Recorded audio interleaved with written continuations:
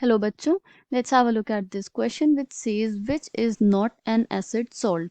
तो ये चार कंपाउंड्स हमें प्रोवाइडेड हैं जिसमें हमें फिगर आउट करना है कि कौन सा एक एसिड सॉल्ट नहीं है। The key concept here is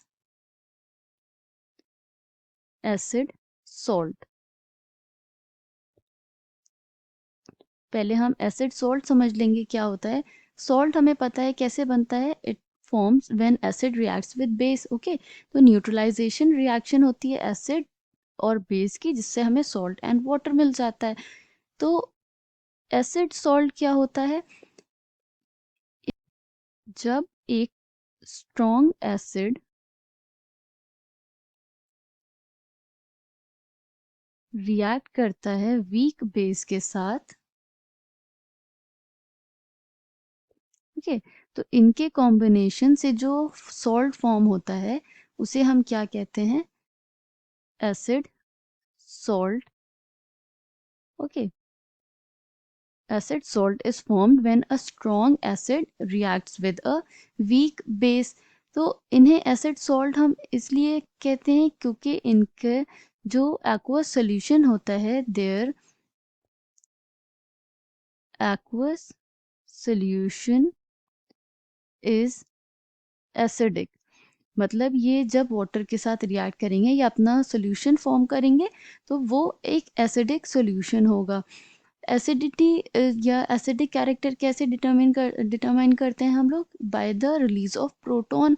इसका मतलब कि इनके पास प्रोटॉन प्रेजेंट होगा जिसे वो रिलीज करते हैं सॉल्यूशन में, जो कि एसिडिक सॉल्यूशन देता है। Okay, so they have replaceable hydrogen atom, जिसे हम एसिडिक हाइड्रोजन भी कहते हैं।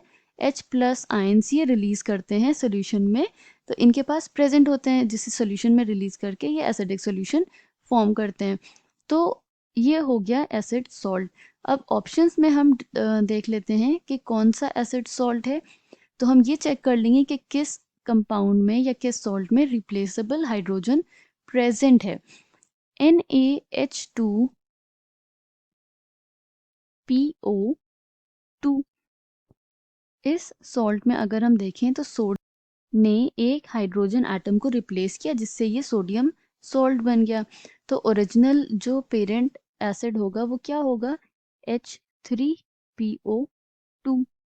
ओके, यही एसिड होगा जिसमें से सोडियम ने रिएक्ट करके ये सॉल्ट फॉर्म किया है। इसका स्ट्रक्चर हम देख लेते हैं। It will be like this, H and यहाँ पे जो H था, मतलब OH था, उसको सोडियम ने रिप्लेस कर दिया बिकॉज वो एक एसिडिक हाइड्रोजन था। तो O से H को रिप्लेस करने के बाद यहाँ पे क्या फॉर्म हो गया? ONA। ये हो गया क्या?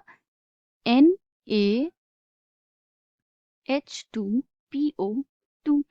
इस सॉल्ट में देखें तो क्या कोई रिप्लेसेबल हाइड्रोजन प्रेजेंट है? इसमें सिर्फ एक ही रिप्लेसेबल हाइड्रोजन था जो OH से था।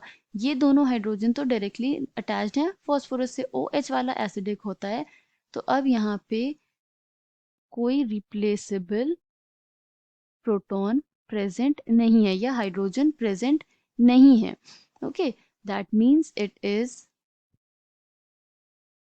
Not acid salt. ये एक एसिड सॉल्ट नहीं है।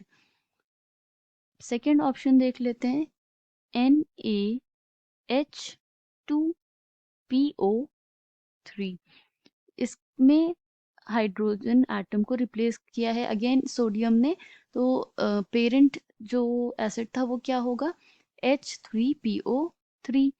H3PO3 में देख लेते हैं हम, जो अब रिप्लेस करके सोडियम सॉल्ट बन गया है। उसका structure it is like this, H, ये H2 है जो डायरेक्टली अटैच्ड है, एंड ये OH होगा क्योंकि ये क्या है? H3PO3। तो यहाँ पे भी क्या प्रेजेंट होता? OH, बट वो रिप्लेस कर दिया है सोडियम ने, तो हम लिख देते हैं ONA। अब एक हाइड्रोजन रिप्लेस हो चुका है, बट यहाँ पे अगर हम देखें तो ये H अभी भी प्रेजेंट है, जो कि रिप्लेसेबल हाइड्रोजन है। तो ये क्या है? It is an acid salt. Third option देख लेते हैं, विच इज NaH2PO4। NaH2PO4 की बात हो रही है, इसका देख लेते हैं structure. O OH OH and ये भी क्या होता? OH, बट सोडियम ने रिप्लेस कर दिया है, तो हम क्या लिख देंगे? ONA। ये क्या हो गया? NaH2PO4। इसमें क्या प्रेजेंट है? दो रिप्लेसेबल हाइड्रोजन प्रेजेंट हैं, ओके, जो फर्दर रिप्लेस हो सकते हैं, और जब ये रिलीज होंगे सॉल्यूशन में, तो ये H+ आइंस रिलीज करेंगे, जिससे कि सॉल्यूशन एसिडिक होगा। तो ये भी क्या है? एक एसिड सॉल्ट है। लास्ट ऑप्शन देख लेते हैं, विच इज NaHSO3। इसमें जो पेरेंट एसिड होगा वो क्या होगा? H2SO3। एक हाइड्रोजन रिप्लेस हो गया है विद सोडियम। इसका स्ट्रक्चर अगर हम देखें तो इट विल बी एक ऑक्सीजन एटम जो डबली बॉन्डेड है सल्फर से, एक OH एंड एक OH जो जिसमें से H रिप्लेस हो गया है सोडियम से।